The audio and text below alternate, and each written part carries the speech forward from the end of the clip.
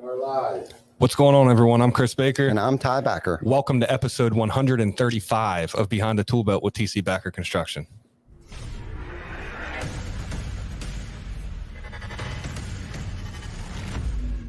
TC Backer. Roofing, siding, windows, gutters, solar. Roofing, siding, windows, gutters, solar. TC Backer.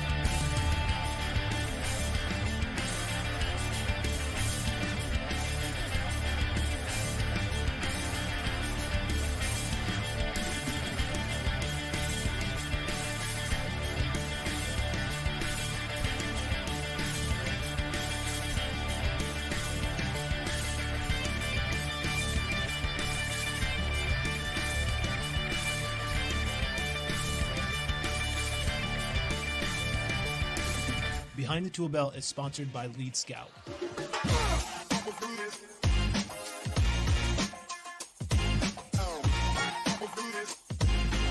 Find out more at leadscoutapp.com. TC Backer.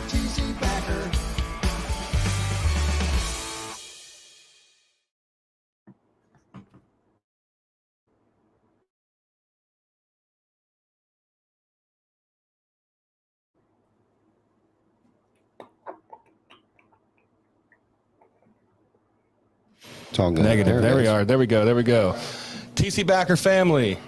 I'll tell you what, man. John Boy did an amazing job with that intro because that shit gets me fucking pumped. Yeah, he did do a great job. Yeah, and dude, he's that is working on a great. new one right now, which I don't know if I should have said anything or not, but it's more focused and more geared towards behind the tool belt. Right. Not TC Backer. Yeah. So Eric, just to kind of give you like a little background on how this got started is we about 2 years ago, something like that. We were doing an auction and didn't know how to auction off these gazebos that we were trying to sell for a charity. So someone had said, well, have you ever tried to go live? So we were like, no. So we went ahead and tried it. So it was under TC Backer Construction's Facebook page. So we're trying to like get people to come to this home show and bid on these gazebos so we can donate the money to Workforce Now program is what it was called. And after, I don't know how many episodes, it started to like there was a shift over into like our industry, like a lot of people started watching it and then they asked if they could come on our show. And now we're trying to like we're cross posting it between the Behind the Tool Belt page. Trying to make that transition right now. We're trying to make that transition solely kind of over to the industry. Not that we haven't picked up clients by doing this, but I just kind of wanted to give you a background check because I know like a destiny thing, right? Say that again. It's kind of like a destiny thing. It just like came to be. Yes, yeah, man. Yes. And here we are, and we have Mother Truck and Eric Reno on today, and which is cool, man. And it's a shame that I haven't reached out sooner or we haven't crossed paths someplace. But I know going back, Christ, at least 7 years ago, you know, I caught wind of you on YouTube and have been following you for like forever, from not just a distance but up close and paid attention. And personally, I feel like you have been like the OG of, you know, educator, you know, inspirer, you know, just, you know, social media influencer, you know, way before like the Dimitris and the Anthony Delmonicos and the Lee Hates and all those guys, before the Facebook groups, before the roofing conferences and all of that stuff. So that's why I felt compelled. I finally grew big enough balls to actually reach out to you and say, you know, I appreciate it, man. I'm privileged to be here, man. That's awesome. Right on. So I guess, Chris, do you have any questions for him you want to start out with? Yeah. So I definitely want to focus a lot on the YouTube thing and like how you started with that. But beforehand, I just, kind of for the viewers, for anyone out there that's watching live or watching on the replay here, I guess just kind of basically let them know who you are. And I don't mean by that like, hey, I'm Eric from Paramount Building. Just like, who is Eric? You know what I mean? What makes you tick? What drives you? What got you into the roofing space and so on and so forth. And then we'll dive deep into that YouTube shit, man. Yeah. That's kind of interesting to me. Mm-hmm. Okay. Yeah. So, I mean, I was 18 years old, man. I basically homeless, had nothing, was caught between court and, doing all the stuff that unsupervised teenagers do. And my buddy's uncle asked if he needed some help carrying shingles up a ladder. And that's how it all started. Everybody else went back to school, and I just stayed. And back then, we didn't have our roofs loaded. Like in Michigan, all of our roofs are loaded. I know some states, they don't have rooftop delivery. But before that, so we just carried shingles up the ladder. And, I mean, it just kind of progressed from there. I got one check. I worked like 66 hours or something. I don't remember how much it was. And I made over $1,000 in a week. And I took the pay stub and I taped it to my door or my fridge. And I was like, that's why I work so hard, right? Because I could never even think of making that kind of money. Like I didn't even know what that kind of money was. Right.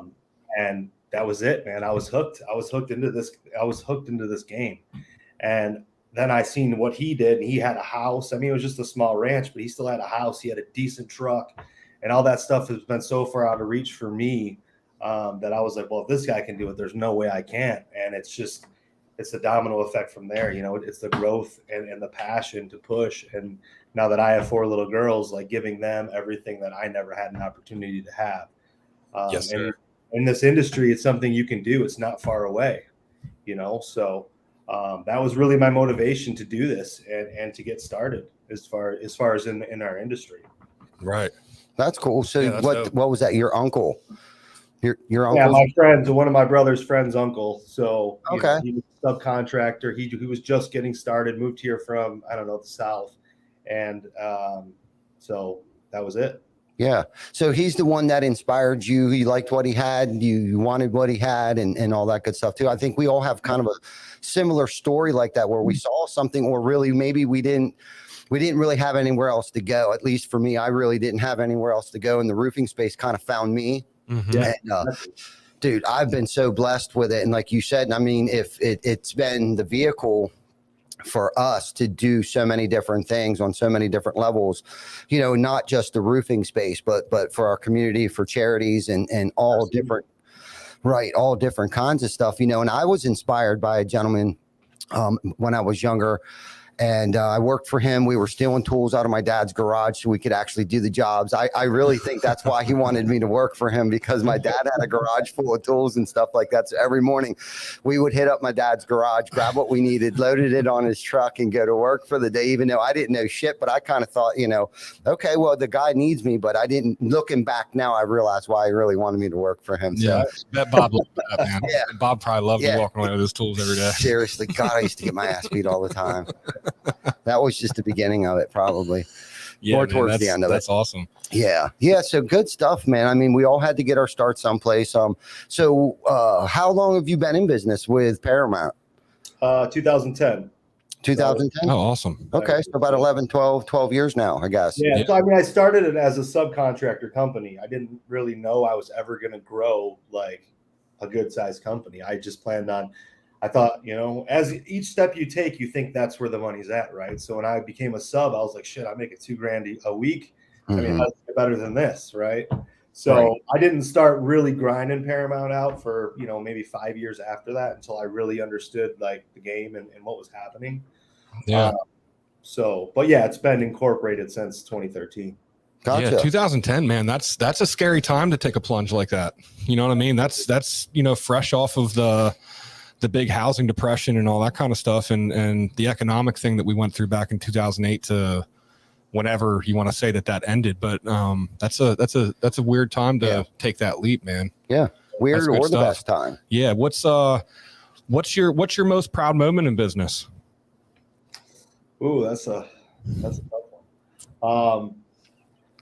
I mean, honestly, it's more about the team than me. I mean, and I tell them that, and I try to, always approach it from that way. But to be able to feed all these people and to be able to feed their families, and from my GM to my ops manager and all the people that we have now, to inspire them and to help them grow, and not only like, be the owner, but be more of the mentor and kind of, let's get the 401k started. You want to start rental houses? Let me show you how to get rental houses. Let me show you how to gather assets and, keep this money that you're making. Because in our industry, I feel like everybody makes the money, and then you see all the flashy stuff on Facebook. So I teach that, I don't want to say teach as I'm above them, but I kind of try to show them and guide them that, that's not really the way to doing it, but yeah. So, but that's probably the proudest thing to me, is just to be a mentor to these people. And even guys that own other companies. Last week, somebody came from San Antonio to just hang out with me for the day and to see how I do what I do and meet my team. And, like, I love stuff like that. Like, anybody I can help, it's awesome. Yeah, dude, that's really awesome that you do that, man, because one of the big things that, I don't want to go on a tangent here, but one of the big things that bothers me about the public school system is those are the things that they don't teach you. You know what I mean? They don't teach you how to be good with your money. I feel like the big stigma and what the mainstream media and all the celebrity influencers want to teach everyone is that, you're only successful if you can show off nice shit. Right. You know what I mean? And like, what people don't realize is sometimes if you sacrifice the nice shit for a little while, all that nice shit will come and some, and you'll actually be able to enjoy it later in life. You know what I mean? Instead of work until you can't physically work anymore. Yeah, absolutely. So it's good that you're a good influence to your team to be that some of them may not have. I mean, let's face it, the people in our industry, there's a lot of people that come from broken homes. It's their last stop. They can't get hired as felons. They can't, you know what I mean? All that stuff. And the business owners out there that allow these people to have the second chances. Then on top of that, try to educate them on the things on how to be a responsible adult and handle those things so they can provide for their families long term, man. That's something that goes so unnoticed, man. So kudos to you for being that for your people. Right. It is, and that's the thing. That's what it's about too. I think a lot of people get in business right away, for more of a survival thing. You know what I mean? We got bills to pay and bills are still, starting to come in and things like that. And it's kind of like a survival mode. And there's like 4 different layers of that, and when you get to that purpose part, right? When you start to figure out what your purpose is, like you were talking about, it's like, helping you, coaching, mentoring, and providing and helping people. And a lot of times, and this is something that you don't hear a lot too, especially on social media is to become a good leader. You also have to be a servant. Absolutely. Right. You have to learn how to serve. You know what I mean? You got to serve your people. You got to make sure that it's in their best interest to serve them. You know what I mean? And we were talking a little bit today. It's like we have a dream, right? As an entrepreneur, we have a dream, but we got to figure out a way that where our peoples can fit in that dream. Yeah. So then they can fulfill their dreams. Like you touched on 401k a little bit ago. That's been one of my biggest dreams. Okay, is to be able to provide 401k. First, it was just to put people on the books, put W-2s on the books. Because years ago, we've been in business for about 14 years. We actually just celebrated our 14th anniversary on the 17th, which we should have probably announced that and did something fancy with that. But I just thought of that right now. But I kind of lost my train of thought there. But so, putting people on the books was like one of that big first milestone back in 2011 when insurance things changed a little bit. So it was like, oh, shit, I can't do 1099s anymore. Then it was health insurance. Okay, so then we were able to provide that. And about a year ago, I guess that we started to provide 401ks, right? So that was one of my dreams. And that's where, the dream's big enough in order to like put Chris Baker's dream within my dream. You know what I mean? So then he can help provide for his family. You know what I mean? And then it goes one step way further than that too. It's like, as a leader, our job is to create other leaders around us, right? Exactly right. And the thing that I think a lot of people don't identify, and that's anybody within the company, everybody is a leader. Everybody has some form of leadership qualities within them, whether you're a leader of your household, whether you're, the leader of your tribe, your group of people that you manage. But everybody has those qualities of being a leader, whether they know it or not. And sometimes you need to just help guide them and open their eyes to that. Like, look, we're all in this together, and you're just as important as anybody else in this building, because I can't do my job unless you do your job well.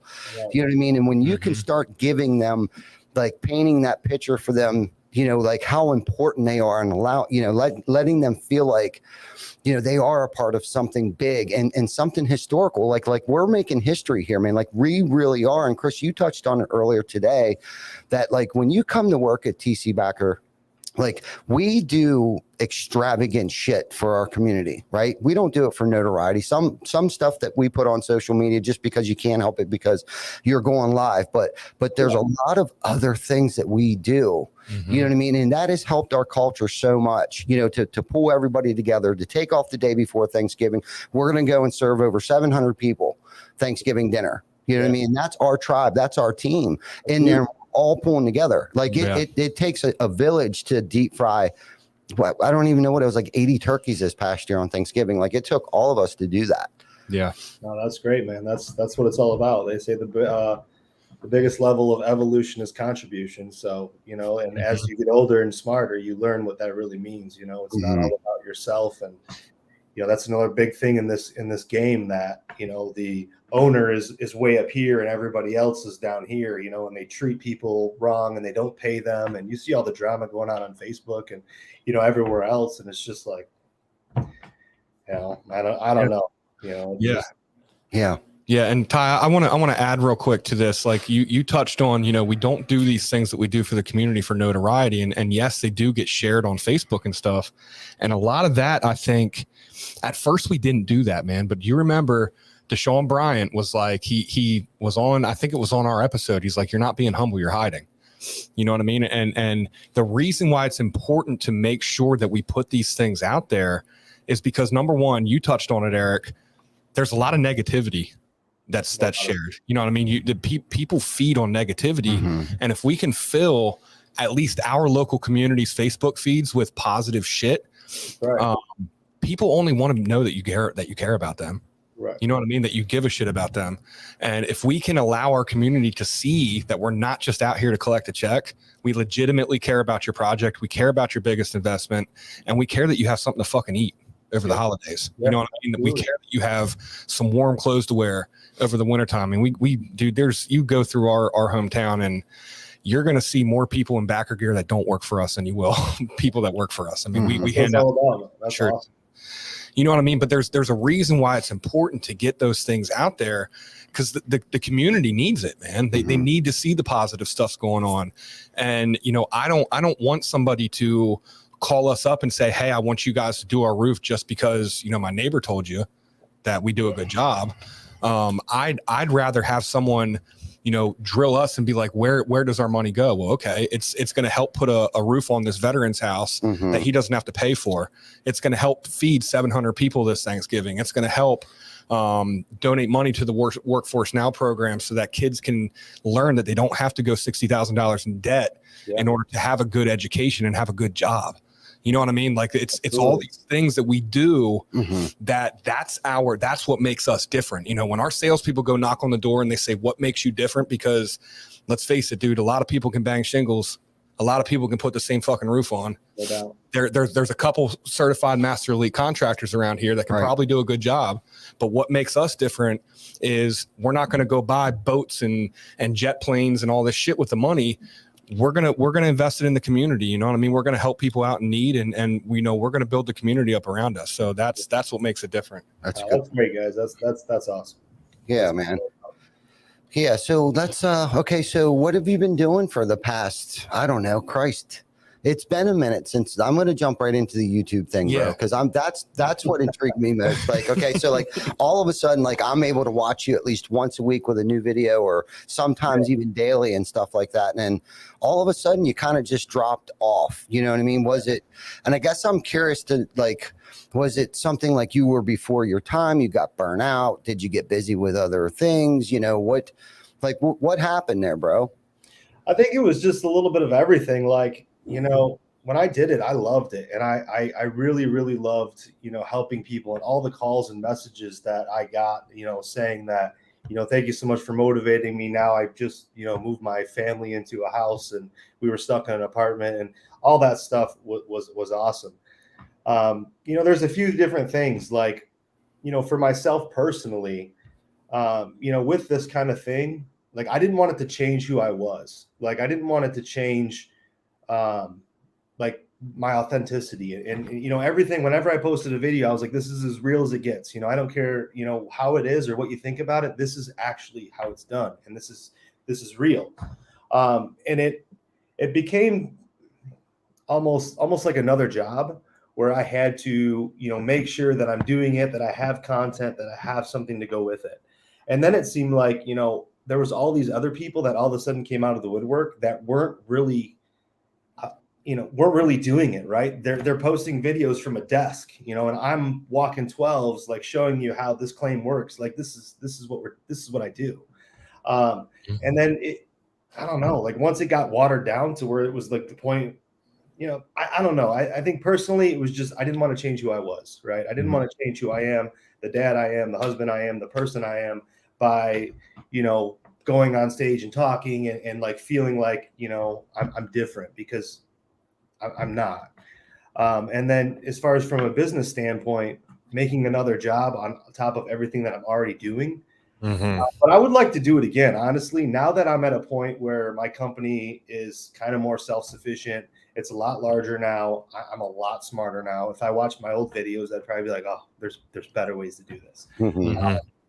So I would like to start doing it again. I think about it all the time, but just as a different direction, more as a mentor, and how to actually make yourself successful and keep money and things like that is probably the direction that I'd really rather go. More of like an educational for business. And I mean, it's like, even when I go to the conferences I go to, I'm the only one there that has nothing to sell, and I'm totally okay with that. I'm there on my own time to help one person in the room that's struggling with, whether it's addiction or gang life, or any of the things that I've been through in my life. That's all I'm there to do, right? If I can help one person, then it makes my time worth it to me. I don't need a course to sell or something to do that. I mean, I mentor a handful of people. I've made tons of friends on Facebook, tons of friends on YouTube, at the conferences. There's tons of people I talk to all the time that I kind of walk through different things, and they help me too. It's not a one-way street. Yeah. But yeah, that's kind of what happened with YouTube. I don't know if I just kind of got bored, and I don't know. Became a second job. Did you? Yeah, like, what am I going to make today? Like, what's the content going to be? And then I'd force it out instead. Like, everything, when I did it, it was how I felt at that time, and it was what I was actually doing at that time. Nothing was ever scheduled. I never wrote down a script. I've never, it's just like, this is what it is right now. Right. I feel my energy, because this is how I feel now. Yes. So once it becomes a job and scripted, and then it ruins that authenticity, that feel factor. Fun out of it. Right. It becomes too stressful at that time, man, because I kind of fell into that little bit of thing too, especially with this show. That's why I didn't send you a script, because, like, dude, let's keep it raw. Let's keep it authentic, and let's keep it genuine. Let's just get a couple dudes on here, or gals, and just talk about, like, real life shit. Do you know what I mean? Like, because, like you said, all you see is the glitz and the glams. You don't see the blood and the guts. You know what I mean? Like, the things that we've gone through to get to where we're at today. Like, this wasn't easy for a lot of us. Yeah, this shit still ain't easy, man. Right. You know what I mean? I think it's only getting harder, to be honest, man. Anyone out there in the roofing industry that says that this shit's easy, man, you're fucking lying, and you're not doing something right, because it's not easy, man. It's not easy, and there's more that you can do if that's the case. For real. There's more that you should be doing. Yeah, man. For real. For sure. So do you think it was starting to change who you were, and you didn't like that, and you think maybe that's why you backed off? I don't think so. I mean, I hope not. I just didn't want it to get to that point. I didn't want it to get to, like, after I was on, done on stage or talking to groups or at some of the seminars and conferences that I've been to feel like more, I don't know. I guess it's a weird interpersonal thing. Like, I always try to stay as humble as possible, as real as possible. Like, that's and I don't want to have to put on a persona. I don't want the Eric Reno on stage to be the different Eric Reno that, like, takes care of my kids, right? Yeah. So I don't know. Yeah.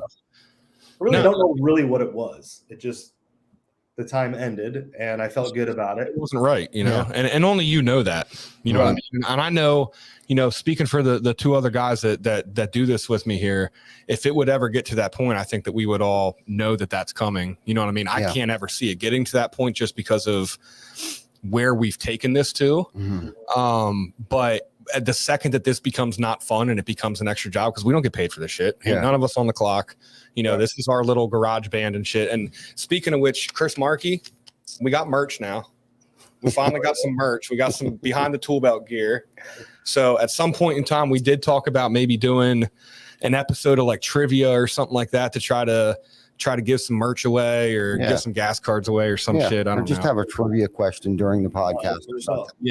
Yeah, something cool, but keep people engaged. Yeah, but we do have behind the Toolbelt merch now, so that's pretty dope. Yeah, so if you message me your address, I'll make sure you get some gear for coming on the show. Because thank you so much for coming out here. Send me my address for sure. I'll rock it, man. Yeah, that's dope, man. Yeah, because I didn't think you would, just because I knew you backed off a little bit, and I can kind of relate to that. But I really wanted to know like what happened to you, because I haven't been doing this, or we haven't been doing this for 7 years, and it as far back as I can tell from your videos, like 7-8 years ago. So dude, you were hammering it pretty hard and heavy. I mean, for days, for weeks on ends, like we could watch your stuff, and it was very informational, very educational. Like it was good stuff. Like you would be on a roof telling us about shingles that were no longer manufactured. The difference between wind damage and improper installed shingle or storm damage from hail, and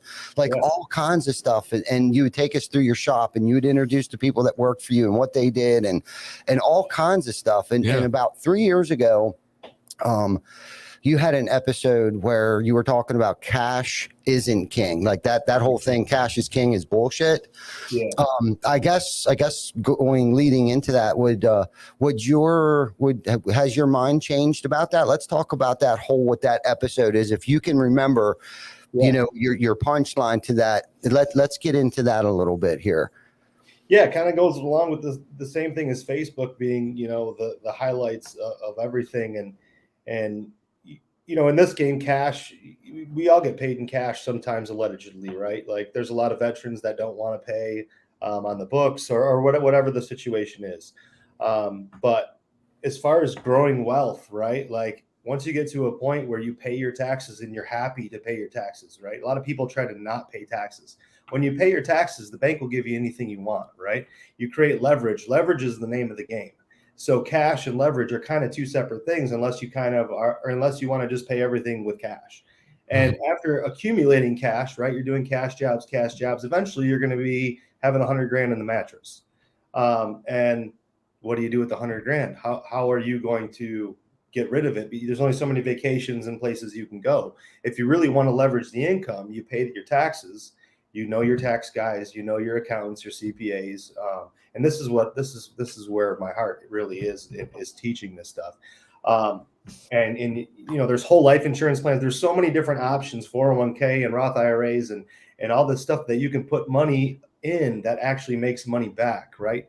The rich don't make money by paying things cash. They use cash as leverage. They use other people's why money. they sleep, right? And the term "making money why you sleep" is so loosely used. And I'll give you an example. In 2000 and I don't know, maybe it was 2018 or something. I don't know. But I went to Kansas on a hunting trip, and I was gone for 2 weeks. So while I was gone, this is when I wore all the hats in my business.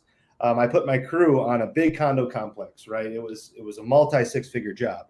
And when I was gone 2 weeks, came back, the complex was done, and I got paid. I made something around 6 figures net on that job. And I was like, hey, check this out. I make money while I sleep. I was gone on vacation, and I came back, and I still got all that money, right? Mm-hmm. But that wasn't the case. The money wasn't working for me. My crew was still working, right? When the sun was down, I wasn't making money. When it was raining, I wasn't making money. So it's very loosely used. When you leverage the money and you put into assets, raw assets, whether it's dirt, it's houses, Airbnbs, 401k, stock, cryptocurrency, whatever you're using it for, syndicate deals. We do a lot of syndicate deals. That's how this works. And then when you have the money, and you want to build a new facility for your roofing company, or you want to buy a hotel or an apartment building, you use the bank's money. And the only way you use the bank's money is if you pay your taxes by collecting your money, right? It's all about the credit. And I think in this game, it's lost, you know. That was a quick ramble of how it all works. I don't think it was very organized, but no, I followed right along. Yeah, with totally.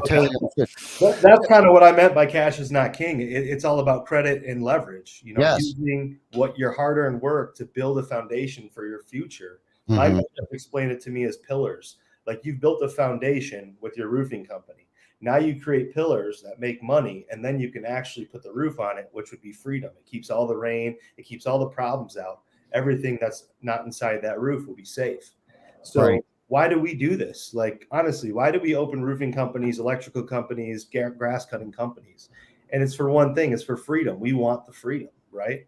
So the only way to get the freedom and real freedom and be free is to make money, residual money, passive income, whatever you want to call it. So that's what I was really trying to grind out in my mind back then. And the way I understood it back then was cash is not king, because you're only going to make so much cash. And what are you going to do with it? Right. And if you continue to spend your cash, you're just going to end up cash poor. I call it cash poor because I've been in that position too, where early on I paid cash for everything. Now today we're kind of rewarded with that because we ended up with a lot of assets, but in the same token, it kept me cash poor. And I didn't understand that concept of what you're saying. Pay your taxes, because the first thing the bank's going to ask for is last year's, taxes. Right. And what's cool from what I'm hearing you say is that like you've allowed roofing to be your vehicle to enter into other ventures.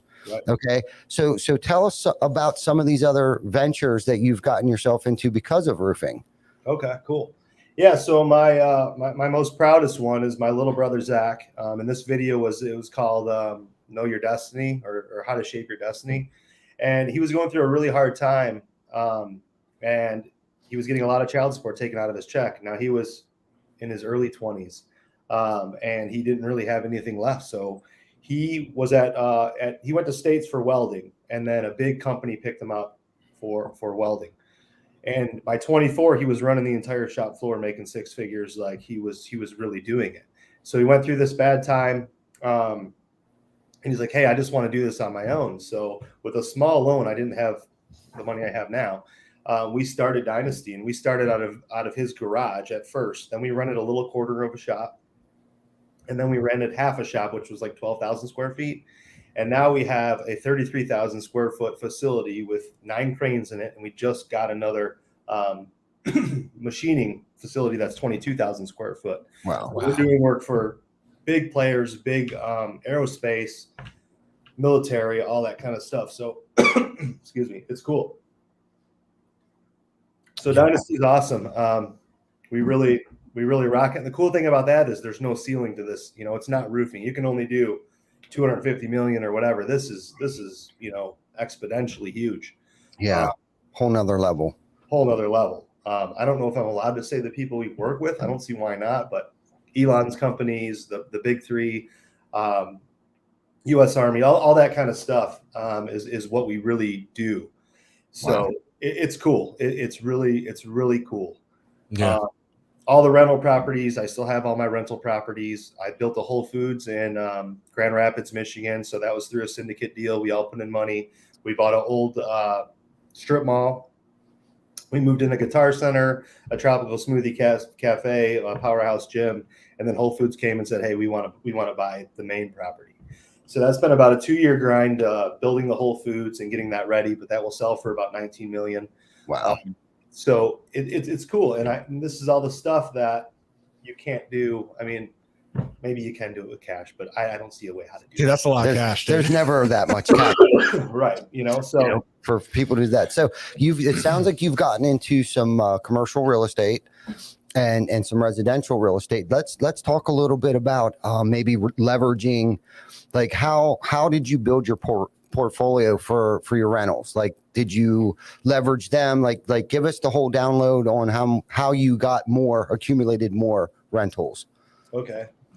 So this will be counteractive to what we're talking about. So my mentors, the two mentors that, really, really helped me learn the game and get my head out of my ass are really big real estate, big portfolio kind of guys. And why they came to me and wanted to help me, I don't know, but I'll forever be thankful of that. So my first one, they were kind of teaching me the game. I was like, cool, I want to get, because whenever you see people that are like where you want to be, you want to do what they want to do. So I'd be like, how do I stop roofing? I just want to do real estate. Just teach me the game.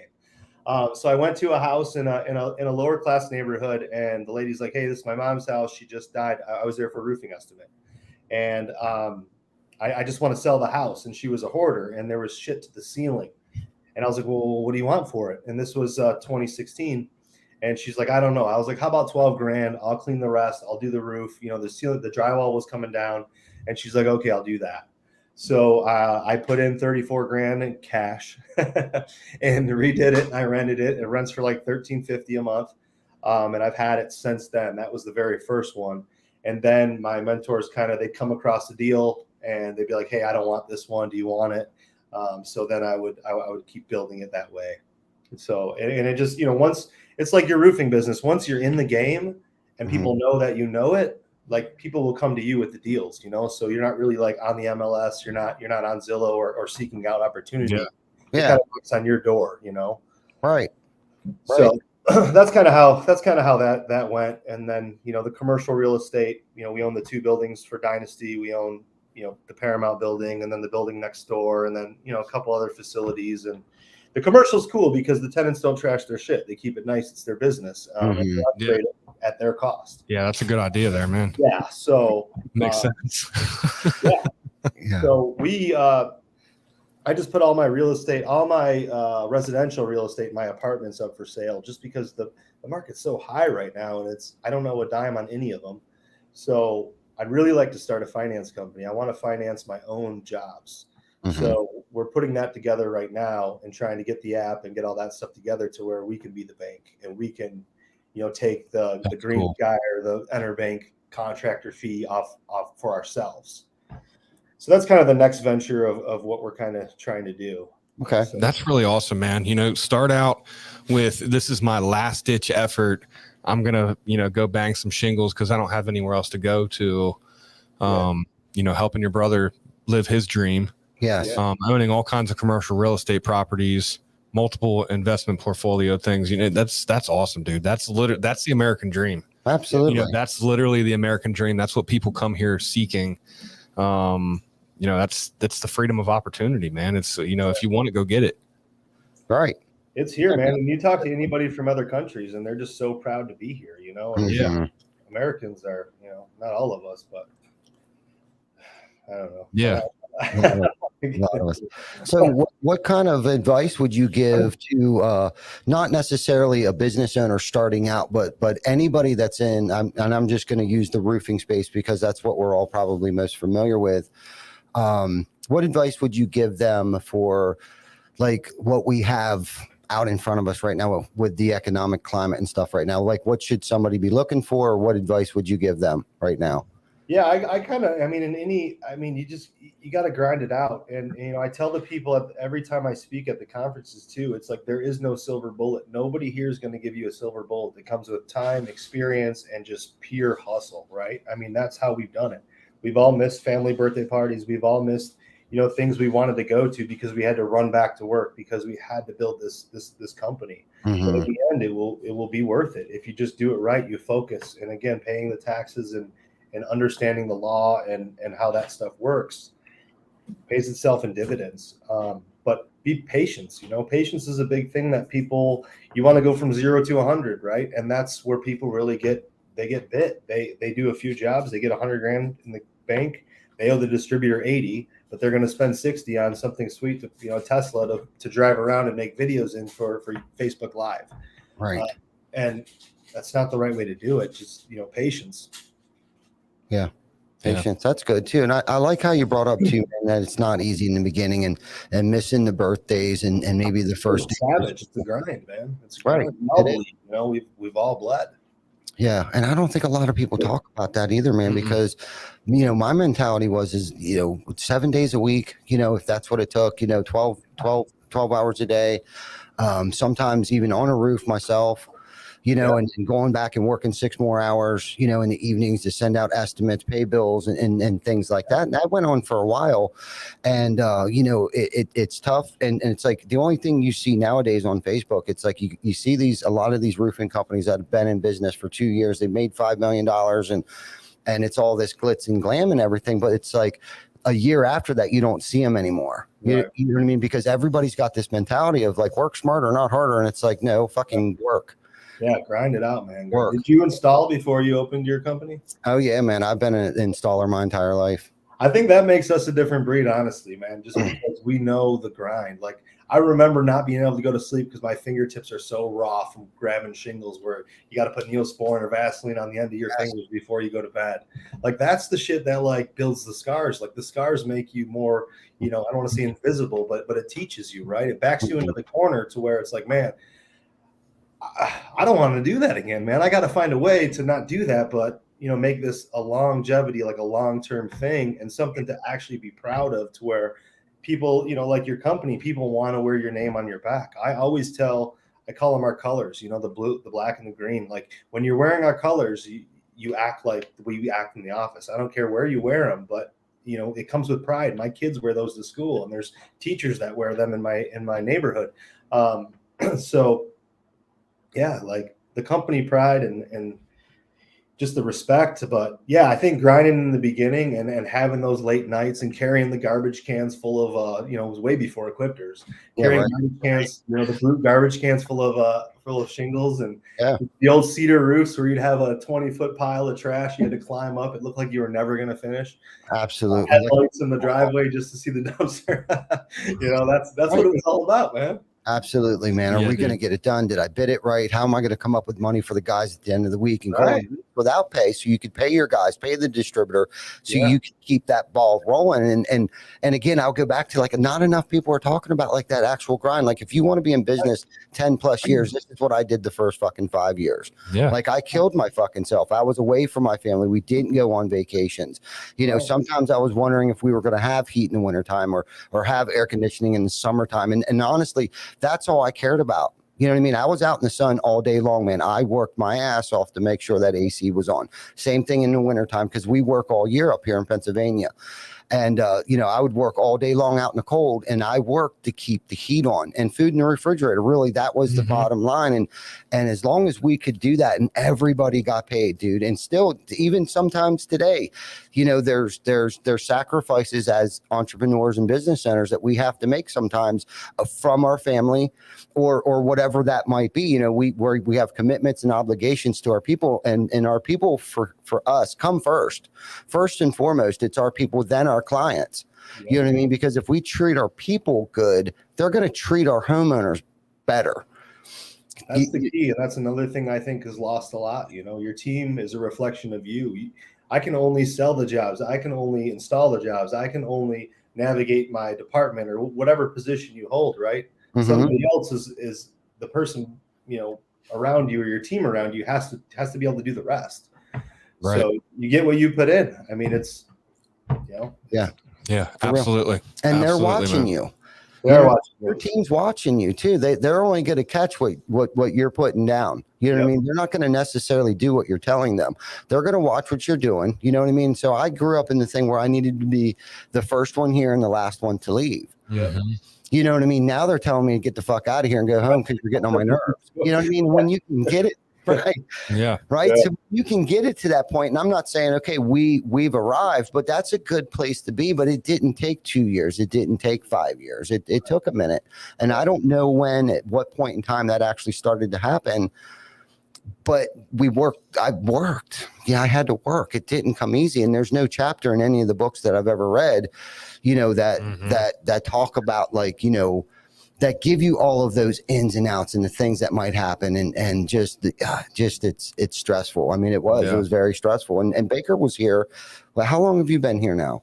A little over 4 years. Little 4.5 years. Really? Yeah. Seems like a hell of a lot longer than that. Time flies when you're Are having you fun, sure? dog. Because I'm Christ, I was going to say 7 years. positive. But anyhow, and how quickly we evolved in the 4.5 years. I've been able to surround myself around the right people. Yeah. Too, because today it's not even about what I know. It's about what everybody around me knows.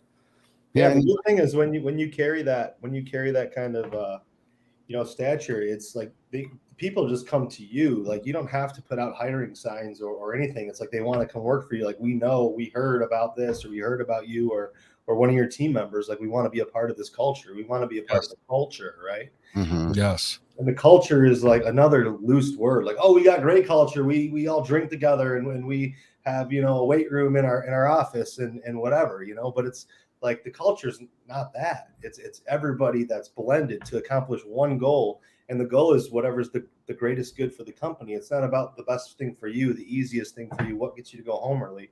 It's like we're doing stuff that elevates Paramount as a whole, as a team, not as an individual. Mm-hmm. Yes. And it takes the right people, and it can't be one person. One person can't do it. You have to be surrounded by a team of like-minded believers that want to march to the drum. So yeah. Cool. It's not even, it doesn't even have to necessarily just be within your organization. I mean, having a group in your community, I mean, let's face it, dude, it takes a village. Yeah. And it takes everyone's effort to have a good, strong community. We have a lot of people, a lot of associates that we deal with, that we do business with. We have a new sponsor, actually, that I want to shout out here real quick. Tim Brown over at Hook Agency. He's our newest sponsor. Hook Agency, if anyone doesn't know, Hook Agency is a Google specialized marketing team that only works with contractors offering SEO, Google ad management, and website design. If you guys want any more information, go to hookagency.com. Tim is a great guy. He's on tour right now with Jen Silver, TJ McCormick, and all those guys doing the One Industry, One Model. They're doing great shit for our industry. So if you are a roofing contractor and you need help with your website, you need help with any kind of SEOs or stuff, Tim Brown is your man. Go to him. I have not heard anything negative, and I can promise you he would not be a fucking sponsor here if he did any kind of shady shit or anything like that, or was not for the industry. So shout out to you. Kudos to Tim. I apologize, Tim, if you're watching this on the replay or anything, that your logo is not up on the thing right now. We had some technical difficulties with our overlay with StreamYard. We are going to be getting the people that are smarter than us to work that out. Yes. If I can put it bluntly. Right. Roofers, daytime roofers, nighttime podcasters here. Sorry, guys. Yeah. I was like, I got that, man. I'll figure that out. Nah, dog. Yeah. Thank you for saying that, because I did want to say something about Tim, and if we could put his link in there. That way, if anybody wants to check him out, great guy, like you touched on, Chris. He is definitely one of the most genuine, authentic dudes. Him, TJ, Jen Silver, like you said, doing great shit for our industry, man. And Eric Reno, that was the trailblazer to influence most of these people that are on tour with these people. I believe, is been the biggest influencer probably for most people, even wanted to step out of their comfort zone to hit the live button or do a YouTube video or do an educational tutorial or something like that. So, Eric, thank you, for everything you've done for our industry. And honestly, man, I hope in some way, shape, or form that by you coming on the show that we can inspire you enough to want to come back on the show first and foremost, but secondly, maybe go ahead and hit that live button tomorrow. Do it, man. Because I'm telling you, from what I feel it, man. I feel like all right, dude. From what I'm gathering from the whole thing, I think like if you would have started your venture and you would be deep in it right now, dude, your shit would be fucking blowing up because you have good content. And I feel like in our industry, you were just a little bit early. You know what I mean? Like people they didn't really know about it. You know what I mean? A lot of the industry leaders and stuff weren't really on YouTubes and that kind of stuff. It like the space has changed so much. And I really, really hope that you take your knowledge and what you did back then and invest it now. Cause now's definitely the time, man. People are watching this shit right now. I know what I wanted to ask you before I forgot. Roofolution, bro. Yeah. What's up with that? So Roofolution was an idea I had to create like a mentor platform or a teaching platform or online course or something. But it's like, unless it's going to be exactly what I want and perfect, like I would never put out anything half-ass. And I know there's talk of, which I don't have any personal experience, but there's a lot of online courses out there, a lot of people asking for money. They'll come visit them, they'll train their sales staff. I've heard a lot from a lot of different people, and it ends up not panning out, or they're not happy with it. So it'd have to be the right time. I don't know if I'm ready for that yet. I don't think I'm ready for that yet, but one day. What do you want to do different with it? What do you want to do different with it? Well, my idea was to do like a 24-month thing, and like, you know, I'm in the process of a process right now of acquiring a new location, and I'm going to build a studio where I can do live podcasts and I can bring in my mentors and stuff. Nice. And that was kind of my play on it, was like, you know, there's part about roofing, there's parts about insurance, but then there's parts about accounting and CPA where I can bring my CPA in and my accounting attorneys in, and I can interview them, and I can hook, you know, people that would want to do it up with my mentors, my real estate mentors, and all the people that I surround myself with that you know, teach me, and then, you know, as well as visiting them in their own place and trying to, you know, kind of really mentor them. But it would be very small. Like, I wouldn't want to take out a whole bunch of people, because I wouldn't. Again, it's got to be. If I'm going to do it, it's going to be worth it. Yeah.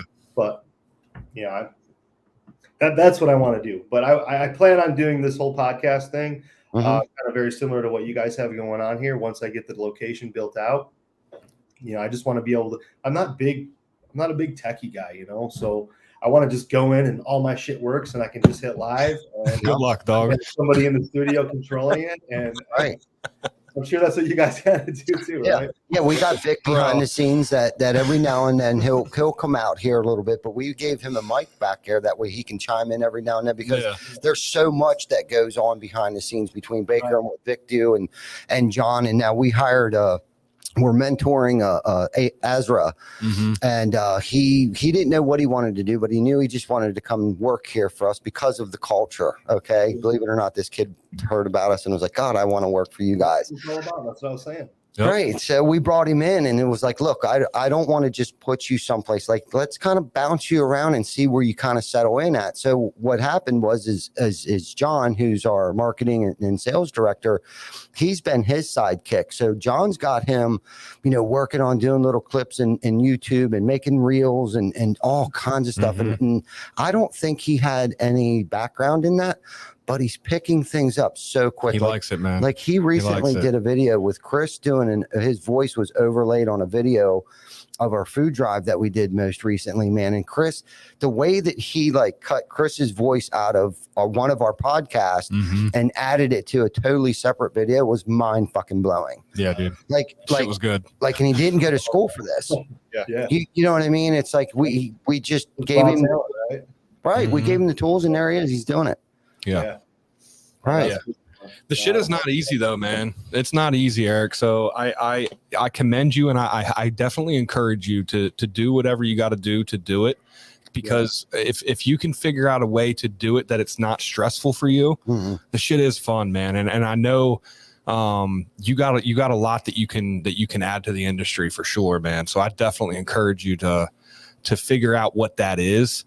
And just go balls to the wall with it, man. Because you know, all the things that you've accomplished, dude, you can help a lot of people up in your area and around the world. You know what I mean? So I encourage it. Yeah, like Chris said, man. Like, don't keep that to yourself, man. You do have a lot to offer, and you know that. And I'm not even trying to sit here and mentor you in any way, shape, or form. No, I appreciate it though. Man. But there's so much knowledge that you have, man. And it's like, what has been so freely given to us, man. We got to give it away if we want to keep it. Right. You know, and that's kind of the format, and one of our core values is like, we got to give it away to keep it.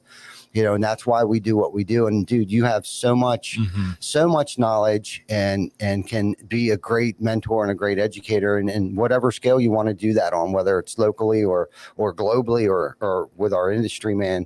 Wherever you decide to go with that Roofolution, man, I'm sure you're going to be very successful. And you being worried about it as much as you are, and it's not about the almighty dollar, like, oh, I can do this. That just tells you it's going to be good. Right. I'm sure you could probably turn it on tomorrow and sign some people up, but you want to make sure that shit is right. Right. It's got to be right, man. It's got to be right. Yeah. Yeah. Good stuff. Kudos to you, man. Good stuff. So if you're in Michigan, how far away are you from Grand Rapids? Grand Rapids is like 3.5 hours. It's on Lake Michigan side. I'm on the opposite side. Okay, cool. We have some friends over in Grand Rapids, a company called Lead Scout. They're one of our sponsors here, our very first sponsor other than TC Backer. Great guys, Chris, Joe, Matt, those guys over there. Check them out. They do direct mail and all kinds of cool stuff, man. So check them out. What's it called? Lead Scout? Lead Scout. Okay. Yeah, man. They're 3 hours away from you. Okay, cool. Yeah. It's www.leadscoutapp.com. Okay. Yeah. Yeah. Good stuff. So anyhow, let's plan on another time for you to come on. Man, you let me know. Yeah, maybe we can get you a little more time to prepare or prep or whatever. Or you talked about setting up your studio. Maybe we can connect with you. I have a little studio in my office, just where I have the lighting and a microphone and an actual camera. Yeah. Mm-hmm. But we're up at my cottage right now, so I kind of just back myself. Oh, cool. Here so my kids don't. Good for you, man. Good for you. And I apologize for taking you away from your family. Man, no, I wanted to. I mean, I'm honestly, I really enjoyed myself. This is cool, man. Anytime, man. Just let me know. I mean, yeah. We definitely it'll keep me driving to create my own, right? Like every time I do this or every time I speak, I'm like, man, I gotta do this again. It's the one thing in my life that's missing, Yeah, and I got to hit you with the infamous question here, man. We ask this question to every person. Well, we try to ask this question to every person. And this fits you really well, man, because I mean, I don't know how much money you have in the bank and stuff, but you're obviously successful. You have a couple different ventures. You got a good portfolio. You probably don't have to work every day if you don't want to. What drives you and motivates you to not only suit up and show up, but put your best foot forward and perform at a high level every day? I'm starving, man. I'm fucking starving. That's why. Every day I'm starving. I'm never full, and it's really the journey. It's the journey of this whole thing, and to give my kids the best and to be the best that I can be. And that's why I do it. It's one more step. Money's just reciprocation, right? It's it's not even real. It's a piece of paper. It's right. It's nothing, it's up here. So yeah, that's why. I mean, I'm just hungry. I gotta keep going. I gotta keep pushing. I mean, it's like the gym thing, it's when I wake up in the morning at 5 or 6 and I go and I've already conquered myself by 8 o'clock and you guys are still sleeping. I've already beat myself mentally. I've already bled. I've already sweat. I'm ready to go.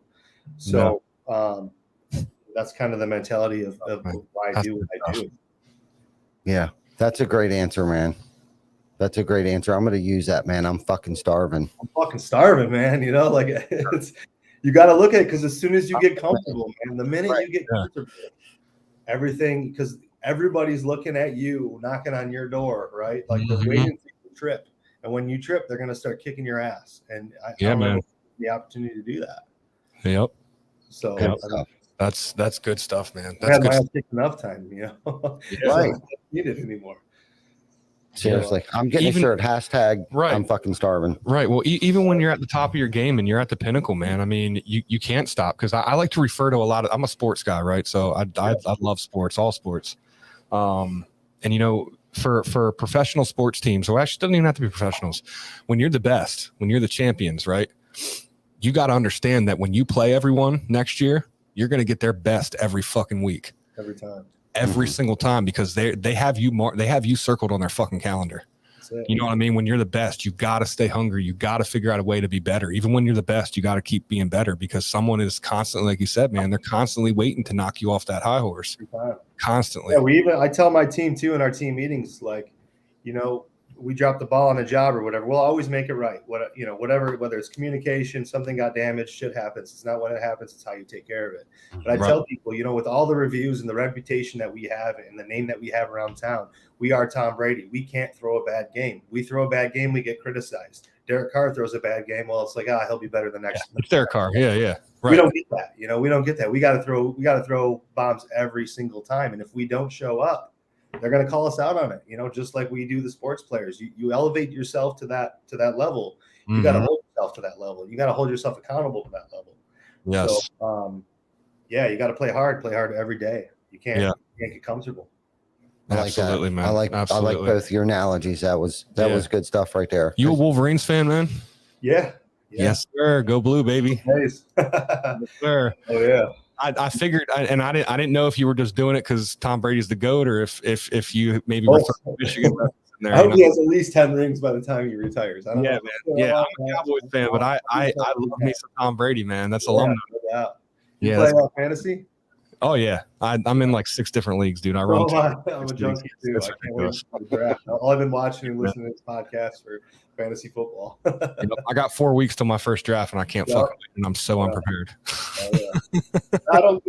Let him play preseason a little bit, and then you start paying attention more. Yeah, exactly. When you're good, you don't have to practice all. That's right, man. That's right. Kind of contradicts everything you just said. Yeah, I know. It only applies for fantasy football, guys. Right. Only applies. You should play fantasy football with Cash too. It's okay. Cash is definitely king in fantasy football. There you go. Absolutely. Yeah. Nah, man, but it's been a great episode, Eric. Thank you, man. And if I can just leave you on this, please go back to making shit, man. Go back to making shit, because you have a voice for it, you have a face for it, you got good ideas, you got a wealth of knowledge, man. And you can definitely help a lot of people out with that shit. Amen to that, brother. For sure, dude. For sure. Looking forward to seeing some things from you, man. Cool. How can people reach out to you, and anyone in your area, or if anyone wants to like any of your stuff, how can they reach you? I mean, I try to stay as accessible as possible. I don't check my Facebook messages and stuff every single day. But if you reach out to me and it comes through, I'll always respond. Gotcha. So yeah, Facebook is probably the best way. Cool. Eric Reno. Yeah, Paramount Building LLC or Incorporated, right? Yep, Paramount Building Inc. Yeah. Paramount Building Inc. Make sure TC Backer family, make sure you guys go check them out. Give their stuff a like. If you guys have not already, please hop over to our YouTube page. We're trying to do that transition over to YouTube. Like we touched on at the beginning of the show, we started out as going live from TC Backer Construction. Then we created a Behind the Toolbelt YouTube or Facebook. And now we finally gotten everything transferred over to YouTube, and we are actually broadcasting live on Facebook and YouTube right now. So if anyone isn't already subscribed, make sure you guys subscribe. The 13 or 1400 plus people that are going to watch this thing in the next week. We don't have that many subscribers, so somebody is not subscribing right now. That's right. Check it out. Make sure you guys hop over there and subscribe to that, because that's going to help with the algorithms. It's going to help us do more shit on this show, get to more people. That's just how the algorithms work, man. If you guys subscribe, you like the shit, more people see it, and we can reach more people and help more people. So thank you guys for watching. It's been a great episode. Yeah, it was. And next week, 7 p.m., Behind the Toolbelt episode 136, man. That's right. All right. Everyone have a great night. Thank you for tuning in.